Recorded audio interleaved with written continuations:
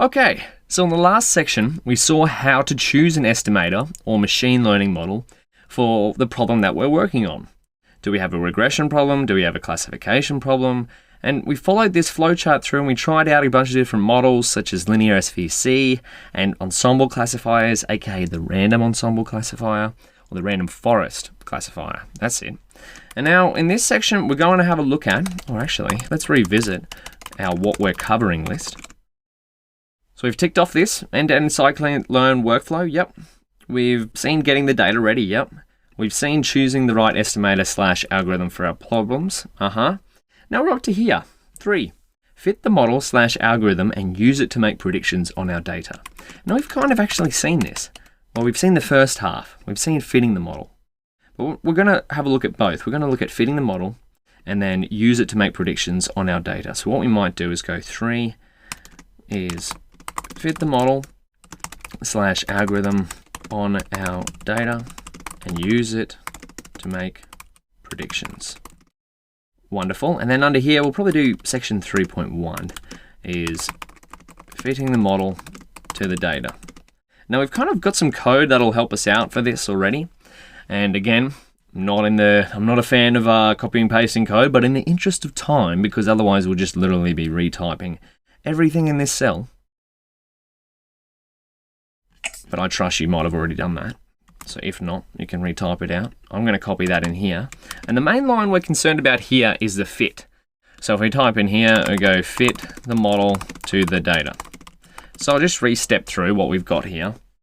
Because we didn't type it out, we broke our rule.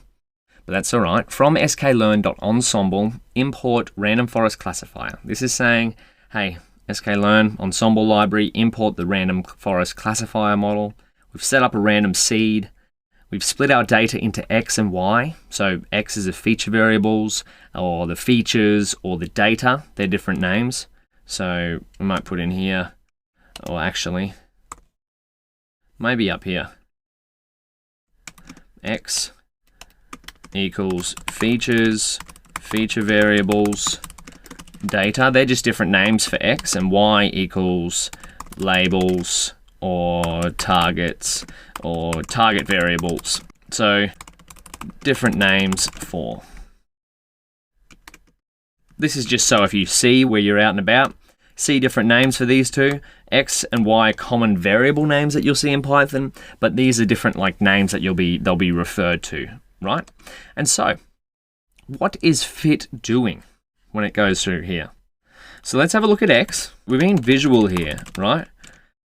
Not getting stuck in the theory of things. So y.head. This is our X and Y. And what are we passing at? Well, we're passing at the training data and training X and training Y to our classifier. So this is the fit function. This is what we're concerned about. Fitting the model to the data. What does fit actually do?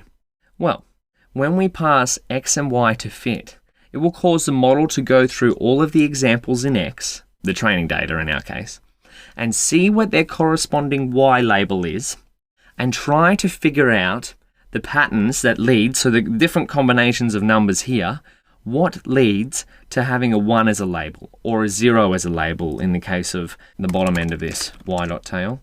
Yeah, or a 0 as a label. That is fit in a nutshell, right? And how the machine learning model, in our case a random forest classifier, how this does this is going to be different depending on the model you use.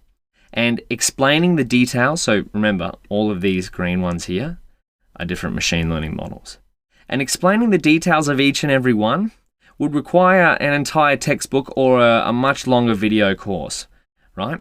For now, to become a practitioner, to start applying machine learning code, the most important thing you can remember is that it's kind of similar to how you would figure out patterns if you had enough time. You'd look at the feature variables in X, the age, the sex, the cholesterol. I'm not sure actually what the rest of these are. They're just different health attributes. And you'd see what different values of these lead to different values in Y. 1 for heart disease or 0 for not heart disease. Right? This concept, regardless of the problem, is similar throughout all of machine learning. So during training, which is what the fit function is, another term for fit. So we want training. Okay, that's why we're using training. Training machine learning model. The model is going to find patterns here. And then during testing here, or when a machine learning model is in production, it's going to use the patterns. So use the patterns the model has learned. That is the crux of all of machine learning, right? The way we become practitioners of this is starting off by first diagnosing what problem we're working with and then coming in and finding a model.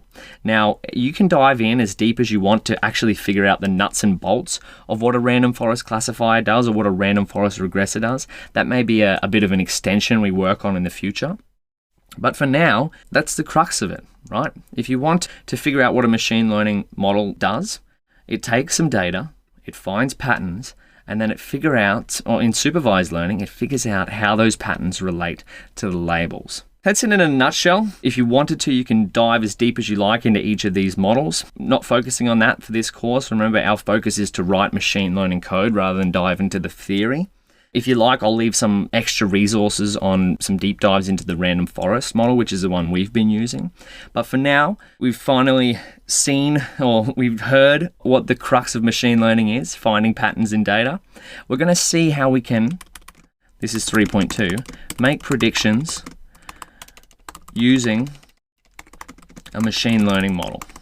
So now that our models have learned patterns in the data by calling the fit function, how can we use what it's learned to make some predictions on data the model hasn't seen?